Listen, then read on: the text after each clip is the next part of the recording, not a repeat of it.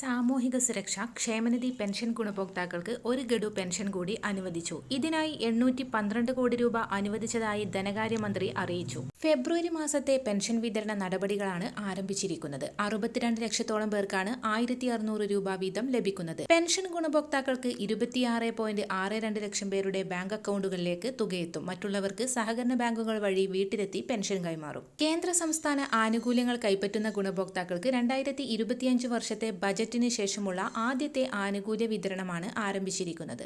സംസ്ഥാന സർക്കാരിന്റെ ഏറ്റവും വലിയ സാമ്പത്തിക ധനസഹായം വിധവ, വാർദ്ധക്യ, ഭിന്നശേഷി പെൻഷൻ ഗുണഭോക്താക്കളോടൊപ്പം അവിവാഹിത പെൻഷനുകൾ, കർഷക തൊഴിലാളി പെൻഷനുകൾ, സർക്കാർ സഹായത്തോടു കൂടി പെൻഷൻ തുക വിതരണം ചെയ്യുന്ന വിവിധ ക്ഷേമനിധി ബോർഡുകൾ വഴി പെൻഷൻ തുക സ്വീകരിക്കുന്ന ഗുണഭോക്താക്കൾ എന്നിവർക്കെല്ലാം ആനുകൂല്യങ്ങൾ എത്തിച്ചേരും.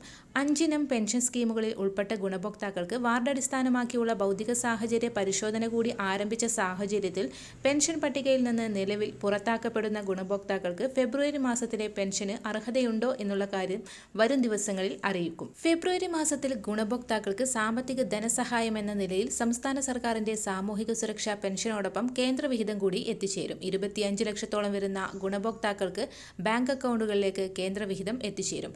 അർഹതപ്പെട്ട ഗുണഭോക്താക്കളുടെ ആധാർ അധിഷ്ഠിത ബാങ്ക് അക്കൗണ്ടുകളിലേക്കാണ് കേന്ദ്രം തുക കൈമാറുക.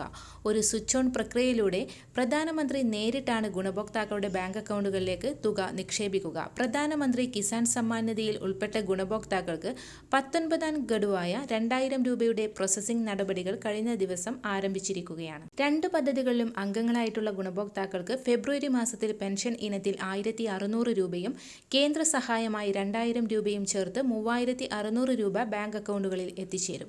എല്ലാവിധ സർക്കാർ അറിയിപ്പുകളും നിങ്ങളിലേക്കെത്താൻ ഈ ചാനൽ സബ്സ്ക്രൈബ് ചെയ്യുക.